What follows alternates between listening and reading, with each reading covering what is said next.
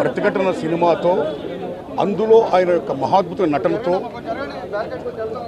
యావత్ ప్రపంచ తెలుగు జాతిని కూడా ఒక్కసారిగా ఉలిక్కిపడేది చేసి ఎంత మహానటుడినా అని మెప్పొందిన మహానటుడు కోట శ్రీనివాసరావు గారు.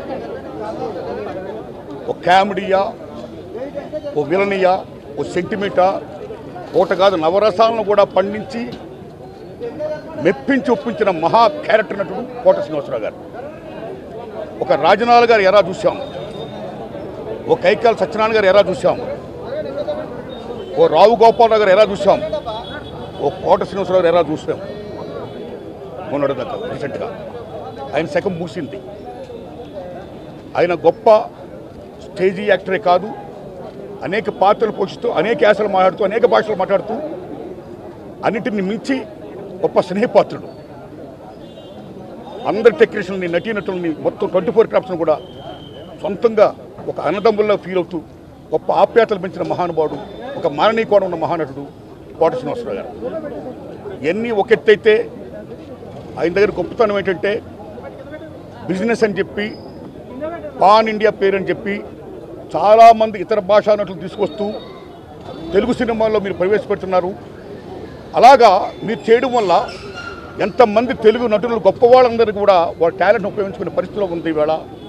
ఇది కరెక్ట్ కాదు. తెలుగు నటుల యొక్క, నటీనటుల యొక్క టాలెంట్ మీరు ఉపయోగించుకోవాలి అని ప్రశ్నించినటువంటి స్వరాష్ట్రాభిమాని, 2 రాష్ట్రాల అభిమాని, తెలుగు భాషాభిమాని కోట శ్రీనివాసరావు గారు.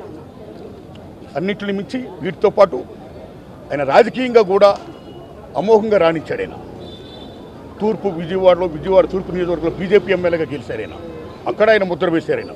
ఆయన కమిట్మెంట్కి రాజకీయ పరంగాన, సామాజిక పరంగాన, కళారంగంగాన, ఏ రంగంగానైనా సరే ఆయన కమిట్మెంట్కి హ్యాట్సప్ చెప్తూ ఆయన లేని లోటు తెలుగు సినిమా పరిశ్రమకి పోర్చలేనిది. మహాకవి ఆత్రేయ గారు చెప్పినట్టు పోయిన వాళ్ళందరూ మంచోళ్ళు, ఉన్నోళ్ళు పోయిన వాళ్ళకి తీపి గుర్తులుగా, ఆయన తీపి గుర్తులుగా మనందరం ఉంటూ ఆయన ఆశించిన గొప్ప తెలుగు పరిశ్రమ అభివృద్ధి యొక్క ఆ దశకి, ఆ ఉచ్చ దశకి చేరుకోవాలని పయనించాలని కోరుకుంటూ God bless his soul, God bless us.